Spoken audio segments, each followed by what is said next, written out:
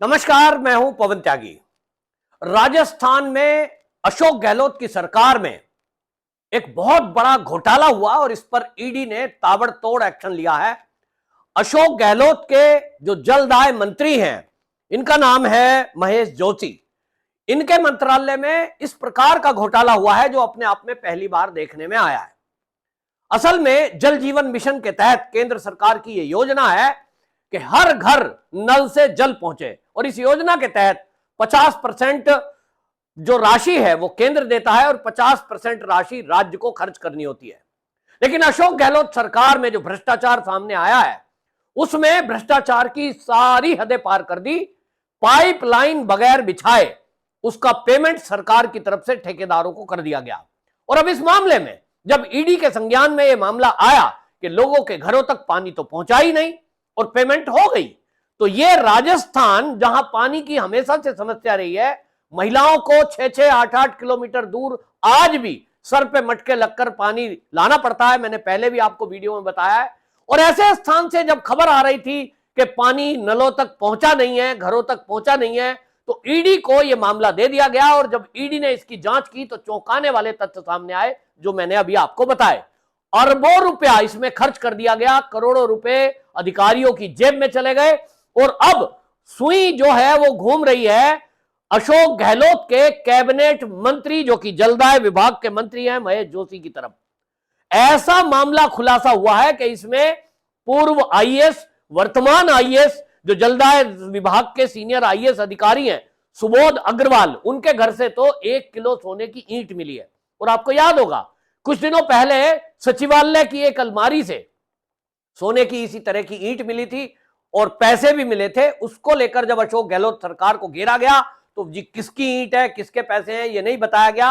लेकिन अब अशोक गहलोत के अधिकारियों की अलमारी से मिलने वाली सोने की ईंट और नकदी का अब लिंक सामने आ गया है। ईडी ने जो खुलासा किया है, उन्होंने कहा कि जलदाय विभाग के जो सीनियर आईएएस अधिकारी हैं सुबोध अग्रवाल, इनके यहां से 2.5 करोड़ रुपए जब्त किए गए हैं। सोने की एक किलो की ईंट मिली है। वहीं जयपुर विकास प्राधिकरण के तहसीलदार सुरेश शर्मा के घर से 80 लाख रुपए मिले हैं। और retire RS Amitabh Kaushik, retire RS Mahesh Mittal और एक्शियन विशाल सक्सेना के यहां रेड हुई है और दस्तावेज ऐसे मिले हैं जो इशारा कर रहे हैं कि इसमें अशोक गहलोत के मंत्री की भी मिलीभगत है। और इसको देखते हुए इतनी बड़ी कार्रवाई हुई है, उसमें देर रात ये खबर आई कि इसमें अब ईडी के 7 राज्यों से अलग अलग टीमों को बुलाया गया है। और उसमें क्योंकि माना जा रहा है कि यह बहुत बड़ा घोटाला है जिसमें सरकार के, अशोक गहलोत सरकार के मंत्री तक इन्वॉल्व हैं। और अब सवाल तो भारतीय जनता पार्टी के नेता ये उठा रहे हैं कि कैबिनेट मंत्री क्या इस घोटाले में अकेले शामिल है या अशोक गहलोत तक भी ये पैसे पहुंचे हैं। आपको बताएं, ईडी के पास ऐसे दस्तावेज बरामद कर लिए हैं। ईडी ने इस रेड के अंदर ऐसे दस्तावेज मिले हैं जिसमें यह पता लगा है कि जमीनों की खरीद फरोख्त करने वाले 2 ऐसे प्रॉपर्टी डीलर, वो जो है राजस्थान के आईएएस अधिकारी, आईपीएस अधिकारी और मंत्री और विधायकों के लिए जमीन का सौदा करने का काम करते थे। यानी उनके पैसे, भ्रष्टाचार के पैसों से वो जमीन खरीदते थे और ये प्रॉपर्टी डीलर उनके नाम पर रजिस्ट्रियां, उनके रिश्तेदारों के नाम पर रजिस्ट्रियां कराया करते थे। ये लिंक का सबूत ईडी के हाथ लग गया है। और ये जो 2 प्रॉपर्टी कारोबारी हैं, इसमें एक है संजय बड़ाया, एक है कल्याण सिंह काव्या। इन दोनों के घर जब ईडी की टीम पहुंची तो इनके घर से जो दस्तावेज बरामद हुए हैं और आपको बताएं जमीन के कागजात बरामद हुए हैं, उनसे यह पता लगा कि इन 2 कारोबारियों ने डीलिंग कराई। और यह डीलिंग एक केवल मंत्री तक सीमित नहीं है, इसमें कई एमएलए अब इसमें शामिल होते हुए दिखाई दे रहे हैं। इन दोनों ने हालांकि प्रथम दृष्टया यह बताया है कि हमने जो ये जमीन खरीदी है, हमने जो ये रजिस्ट्रियां करवाई है, हमने जो ये प्लॉट बेचे हैं, ये आईएएस, आईपीएस और एमएलए जो हैं अशोक गहलोत सरकार के, ये कांग्रेस के विधायक, इनकी जमीनें हैं, इनको हमने खरीद फरोख्त की है, इनको हमने बेचा है। अब इस मामले में अब आप समझ लीजिए कि सरकार पूरी तरह गिर गई है। और अब यह भी पता लग रहा है कि वो जो लाल डायरी का जिक्र हो रहा था, जो इस मामले में अशोक गहलोत सरकार के ही कैबिनेट मंत्री राजेंद्र गुड़ा लाल डायरी दिखा रहे थे। अब यह भी समझ में आ गया कि विधानसभा में उनकी पिटाई क्यों की गई, उनसे वो डायरी क्यों छीन ली गई। और वो जब चीख चीख कर कह रहे थे कि अशोक गहलोत सरकार में भ्रष्टाचार हो रहा है और भ्रष्टाचार में राजस्थान नंबर 1 है, ये बात आज सच होती दिखाई दे रही है। राजेंद्र गुड़ा की वो लाल डायरी का ही कमाल था। और मैंने आपको बताया था जब वहां पर अमित शाह थोड़े दिन पहले गए थे और एक सभा में उन्होंने लाल डायरी का जिक्र किया था, आपको याद होगा। सहकारी कार्यक्रम था, सहकारी विभाग का एक कार्यक्रम था और किसानों को संबोधित करते हुए अमित शाह जी ने वहां रैली में बोला था कि क्या कारण है लाल डायरी का नाम आते ही अशोक गहलोत घबरा जाते हैं। जिस समय यह कहा गया था रैली में अमित शाह के द्वारा, उसी समय मैंने ये वीडियो कहा था और मैंने कहा था कि देखिए आने वाले दिनों में अब अमित शाह का एक्शन होने जा रहा है। और अमित शाह का एक्शन हुआ।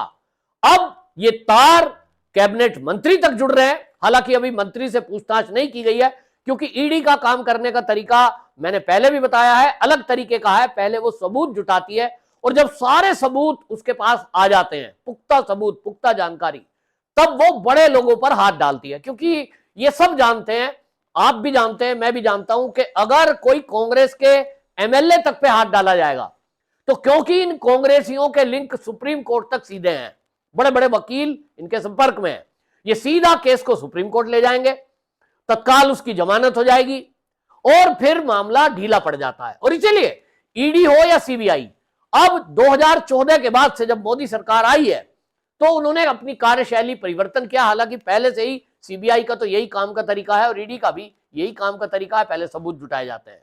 लेकिन सूत्रों के हवाले से यह पुख्ता खबर आ रही है कि अब इस मामले में आप सोचिए किस तरह का घोटाला हुआ है कि कई किलोमीटर तक पाइप डाला ही नहीं गया। जल जीवन मिशन के तहत नल से जल योजना चल रही है। केंद्र सरकार और राज्य सरकार 50-50% इसका भार वहन करते हैं। केंद्र सरकार का 50% पैसा आया, पूरा पैसा केंद्र ने दे दिया, लेकिन अशोक गहलोत सरकार ने अपने हिस्से का पैसा नहीं दिया। उसकी वजह से कई एरिया में पानी नहीं पहुंचा और कई एरिया में पानी इसलिए नहीं पहुंचा क्योंकि अशोक गहलोत के कैबिनेट मंत्री आंखें मूंद कर भ्रष्टाचार को बढ़ावा दे रहे थे। सोचिए कितना बड़ा घोटाला है। जैसा मैंने कहा, अपने आप में पहला घोटाला है कि कई किलोमीटर पाइप डाला ही नहीं गया, पानी का पाइपलाइन डला ही नहीं, और पेपरों में जमीन की खुदाई, पाइपलाइन की खरीदारी, पाइपलाइन का डालना और उसमें पानी चला देना, सब पेपरों में हुआ है। एक्चुअल में जब जांच हुई है तो ईडी ने पाया कि पाइप तो है ही नहीं। सोचिए कितना बड़ा घोटाला है, पाइप डला नहीं और इन्होंने पेमेंट भी कर दी। इसका मतलब जो नीचे से ऊपर तक अधिकारी हैं सब मिले हुए थे। क्योंकि अगर कोई ठेकेदार पाइपलाइन डाल रहा है तो पहले सड़क की खुदाई करेगा, जमीन की खुदाई करेगा। उस समय अधिकारियों को आदेश है कि आप उसको देखें कि वो पाइपलाइन भी कितनी गहराई में डलना है, ये भी विभाग की गाइडलाइन तय होती है। ऐसा नहीं है कि 1 फीट गड्ढा खोदा और उसमें पाइप दबा दिया, कम से कम उसको 5 फीट नीचे दाबना पड़ता है। उस पाइप की क्वालिटी कैसी है जो पाइप डाला जा रहा है, यह भी चेक किया जाता है। पाइप जीआई है, लोहे का है या प्लास्टिक का डाल दिया गया है। और यहां आपको बता दूं एक घोटाला यह भी हुआ है कि एक जगह तो ये ईडी ने पाया कि वहां पुराने पाइप डाल दिए गए। पुराने पाइप कहीं से निकले, वो कबाड़ से खरीदे गए और ठेकेदार ने वो कबाड़ से लाया हुआ पुराना पाइप डालकर नए पाइप की पेमेंट ले ली। ये घोटाला। दूसरा, वहां एक और घोटाला हुआ कि वहां जो पाइप है वो पाइप आना था DI doctor iron pipe. DI doctor iron pipe आप देखते होंगे कहीं, अगर पानी की पाइपलाइन आपने बिछती हुई देखी होगी तो काले रंग का मोटा पाइप जिसकी जो आप डाया देखते हैं वो 1-1.5 फीट से ज्यादा होता है। तो वो जो पाइप है डीआई डक्ट आयरन पाइप काले रंग का, उसकी जगह एचडीपीआई पाइप डाल दिया गया। और वो एचडीपीआई पाइप क्या है, वो जो है आप देखेंगे प्लास्टिक का काले रंग का पाइप आता है। मतलब इतनी बड़ी हेराफेरी है कि अगर यहां ये पाइपलाइन डल जाए और ईडी आज ना होती, आज केंद्र में मोदी सरकार ना होती, तो लोग राजस्थान के प्यासे मरते रहते और ये लोग कहते रहते जी हमने तो पानी डाल दिया, हमने तो पाइप डाल दिया। क्या कारण है, वो उस पर डालता, अल्टीमेटली राजस्थान की जनता उसको सफर करती। तो राजस्थान की जनता को अब यह समझना होगा, आंख खोलनी होगी कि जिनके मोबाइल फोन के झांसे में आप लोग आ रहे हैं, हालत यह है कि अभी राजस्थान से एक और वीडियो आया है कि जो राजस्थान अभी तक रेप में नंबर 1 था, वहां मणिपुर जैसी घटना एक सामने आई है कि एक महिला को निवस्त्र करके और उसको परेड कराई गई। लेकिन दुर्भाग्य से इस देश का सुप्रीम कोर्ट, चाहे इस देश के राजनीतिक दल और मीडिया, ऐसी राजस्थान की परेड पर ना तो ब्रेकिंग न्यूज चलाते हैं, ना इस पर कोई कोर्ट स्वतः संज्ञान लेगा, मुझे ऐसा लगता है। लेकिन यह मामला भी बिल्कुल मणिपुर जैसा है कि महिला को नग्न करके परेड कराई जा रही है, लोग उसका वीडियो बना रहे हैं। इस शर्मनाक हरकत पर अशोक गहलोत का कोई जवाब नहीं आएगा, क्योंकि यहां राजस्थान में रेप में नंबर 1 राजस्थान है। और ये महिलाओं को केवल एक मोबाइल फोन बांटकर उन महिलाओं का मुंह बंद कर देना चाहते हैं, ताकि महिलाएं यहां राजस्थान में होती हुई रेप पर कोई चर्चा ना करें। अब सोचिए, आपको अगर 10,000 का एक मोबाइल फोन राजस्थान में मिल गया, तो क्या आप अपनी बहन बेटियों की इज्जत आबरू से आप समझौता करेंगे? ये राजस्थान वालियों से एक सवाल है। दूसरा, जो महिलाएं सर पे मटका रख के 5-5, 6-6 किलोमीटर दूर से पानी भरने को लाने को मजबूर है, उनसे मेरा सवाल है, क्या मोबाइल फोन आपकी प्यास बुझाएगा? क्या 500 रुपए का सिलेंडर आपकी प्यास बुझा सकता है?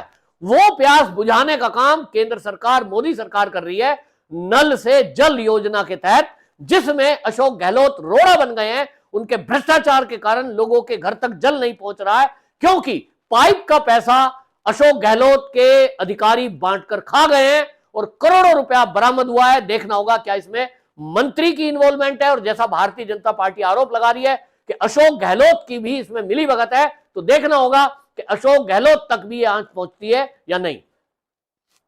वंदे मातरम।